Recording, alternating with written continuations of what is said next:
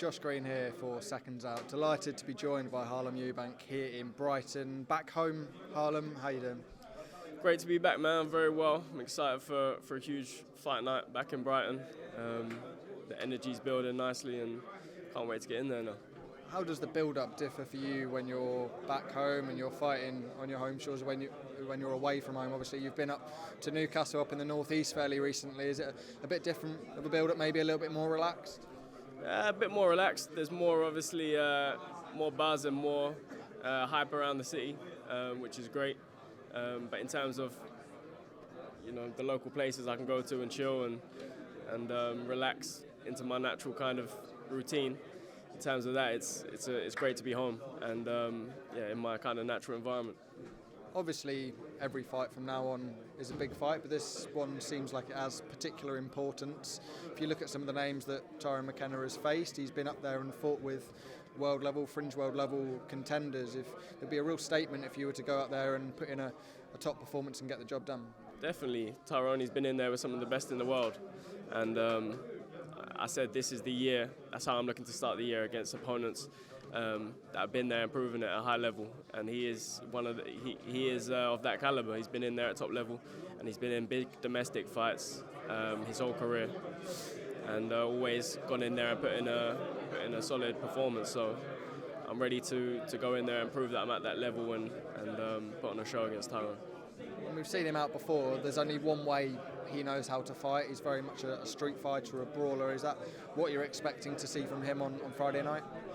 Yeah, we've seen everything Tyrone's about, and I'm expecting more of the same. But I'm prepared for anything that he can bring in there on Friday night. I'm a well-rounded fighter myself, and I'm ready for anything in there. You said this year was about taking big fights for yourself. In an ideal world, what would 2025 look like for Harlem Eubank? This year is a march toward world title opportunity. That's why I came in the sport, and that's the mission that I'm on. This is a huge fight, and I'm not looking past this fight. My full focus is on Friday, and the world title dreams are in the forefront of my mind, and this is a big step on that ladder.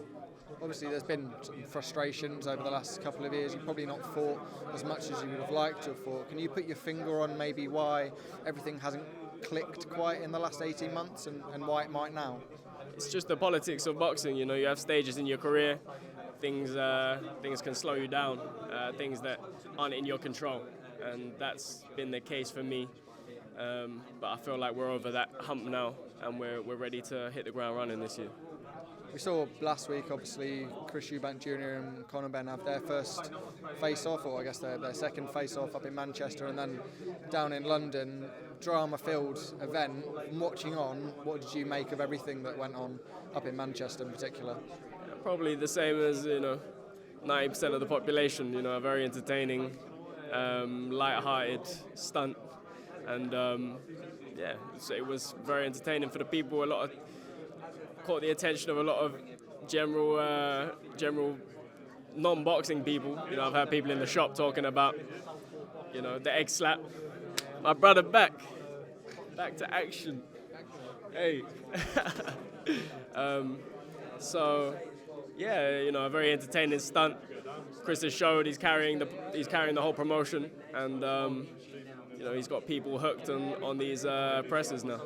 The emotions during that press conference were in sort of very different areas from Chris and from Conor, and they have been sort of a general theme throughout their careers and their rivalry. What do you think we learned from the way they were interacting with each other at the press conference? I think, I don't think Chris showed any emotion. He was just pulling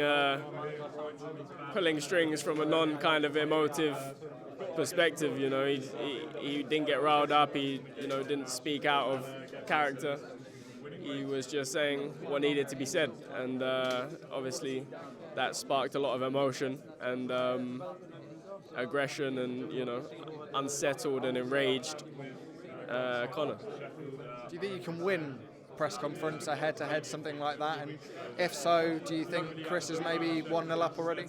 Of course, Chris is carrying the whole show at the moment, and mentally and physically he's miles ahead. and he's shown that in the presses so far, and he'll continue to show that in the ring physically on the night.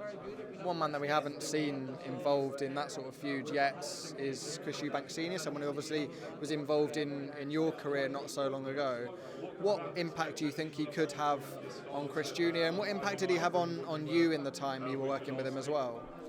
He's had a huge impact on Chris Eubank Jr. You know, he's guided his path from the start, and you know, led him to where he's at now in the sport. So he's had a huge impact, and on me, you know, my time with him and him, you know, giving me nuggets of wisdom and guidance along the way.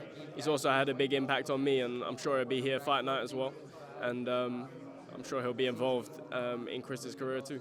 Do you still speak to him and get those nuggets of information and those bits of gold, I guess, from his career that he's able to pass on to you? And how important are those, just those little 0.5% that maybe you can put into your game plan? Definitely. He checks in with me most weeks, and you know, pushes information to me and wisdom, and you know, tries to plant seeds that will show out on fight night. But he's been a great influence, great motivation for me. You know, speaking to him, and you go into a fight different. You have more motivation than ever, and you want to go in there to prove a point and show him what you can do as well. You mentioned motivation. Obviously, Chris Senior and Junior have achieved a lot in their careers, and you've seen the rewards that they've got for their achievements. How much of a motivation is it seeing that what they've achieved, you could be there in, I don't know, a year's time? Definitely, they've made it very real of the success you can achieve in the sport if you dedicate your life to it. And for the last 12 years, I've dedicated my life to it, and I know that in time, you know, I'll reap the rewards, and I've just got to stay focused along the way. But they've definitely planted the seed that, you know, work hard and dedicate your life, and you'll reap the rewards. Sorry, tongue twist. We got there.